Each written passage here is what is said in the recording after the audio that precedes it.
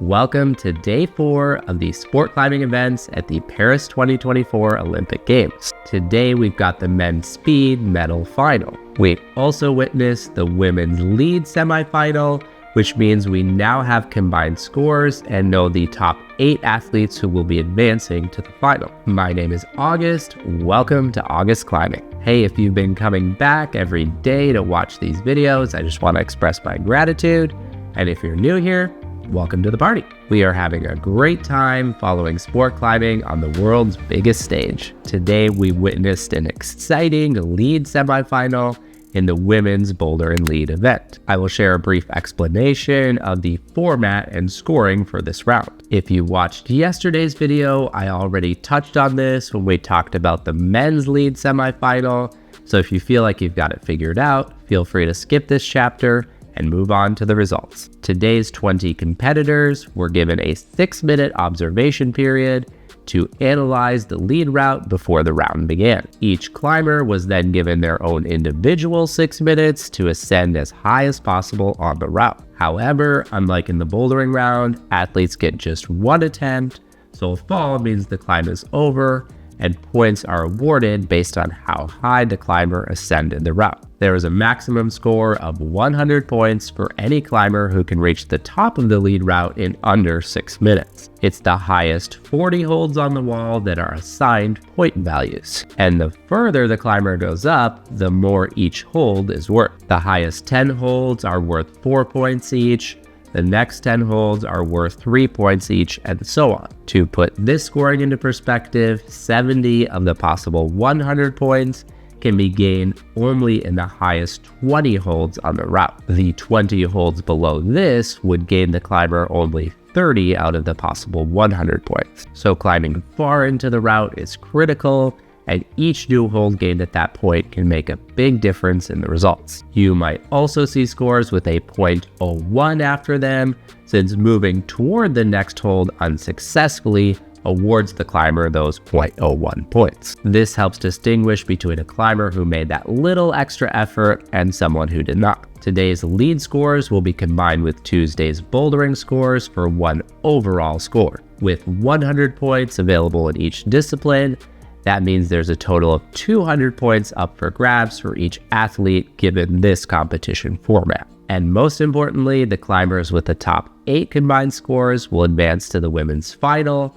which is scheduled for Saturday, and that will be the final event for sport climbing at these Paris 2024 Olympic Games. And now for today's results in women's boulder and lead. To be clear, this is your spoiler alert and your opportunity to click away if you don't want to know what happened yet. It was an exciting and challenging competition for these 20 athletes on today's lead route. Early on, competitors such as Erin McNeice of Great Britain and Zhang Yutong of China had great climbs, both scoring 60 plus points by breaking into that final scoring zone, which featured these large yellow volumes and tiny black crimps. However, the majority of climbers today fell in this third scoring zone involving a rightward traverse along these blue slopey holds, which you could also pinch. Some struggled with a tricky clip in the middle of this section and either tried to get the clip or realized they were running out of strength and thus went for at least the next 1 or 2 holds that they could reach before falling off of the wall. Others got the clip but struggled with the dynamic movement or tricky reaches in the latter part of this scoring zone. Most of the athletes who fell in or below this third scoring zone will not be continuing on to the final, with the exception of 2 athletes. Oriane Berton of France put up a great fight on this lead wall, much to the delight of the home crowd who were cheering her on. A lead score of 45.1, combined with her stellar performance in the Boulder final, ended her in 5th place overall. There was also Oceana Mackenzie of Australia, similarly earning 45.1 points from her lead performance, which combined with her bouldering score placed her in 6th position overall. But 7 athletes did make it into that final scoring zone, those last 10 holds. And for all but one of them, this led to a high enough combined lead and boulder score for them to qualify for the final. Let's take a look then at these official results and talk about some of the top moments from today's lead semifinal. First place in lead today went to Janja Ganbret of Slovenia and Mori Ai of Japan. They both looked very confident and calm on this lead route, making it all the way up to that final move to get 100 points and top the route. Both of them got a hand on it, but didn't quite catch it right, slipping off the wall. But they both scored 96.1 points for that positive momentum to the final hole. So we didn't quite see a top today, but wow, was it close. This then places Janja Ganbret in first place overall with a combined score of 195.7 out of a possible 200 points. With Mori Ai's lead performance, she's in fourth position overall with a combined score of 150.1. We also have Jessica Pills, who climbed far into this lead route and is in second position overall with a combined score of 156.9. Next, in third position overall, we have Brooke Rabitou of the United States with a combined score of 155.8 points. We already talked about Bertone and Mackenzie in those fifth and sixth place positions overall. They've secured their spot in the final. And then Erin McNeese's performance early on did prove to be enough to give her a combined score of 123.7 and a seventh place position overall. Taking eighth position overall and also scoring a spot in the finals was Sao Chae-yun of the Republic of Korea with a combined score of 116.3. You can also see here that there were 4 other competitors with combined scores over 100 points, but it wasn't quite enough to land them in that top 8. That includes Nanaka Miho of Japan, Lu Jilu of China, Natalia Grossman of the United States, and Camilla Moroni of Italy. And we did mention at the beginning of this results section that Zheng Yutong of China did perform very well on this lead route, but ended with a combined score of 97.7, not enough to qualify for the final. You can see the rest of the names here on this list if you're curious about anyone else specific who unfortunately did not qualify for the women's boulder and lead final, which is set for Saturday. And today we saw the men's speed climbing medal final. There were 3 elimination rounds back to back, known as the quarterfinals, semifinals, and medal finals. Starting in the quarterfinals, there were 8 athletes going head to head, with the winner of each heat moving to the next round, while the loser was eliminated. And I mean, we're talking fractions of a second here that make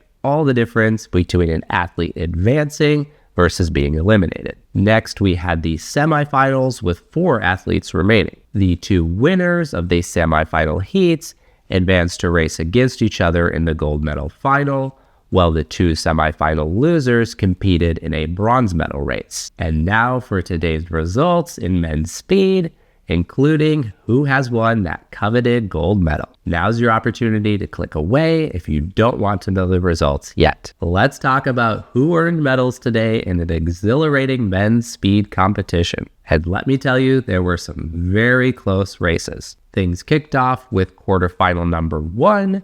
Watson of the United States went up against David of New Zealand.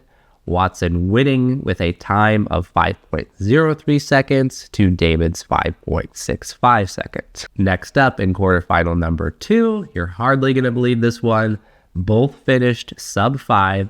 Zerloni of Italy finishing with a time of 4.997 seconds, and Wu of China finishing and winning with 4.995, 2 1,000ths of a second faster. In quarterfinal number 3, the home crowd was cheering loudly for Moem of France, and he went up against Leonardo of Indonesia.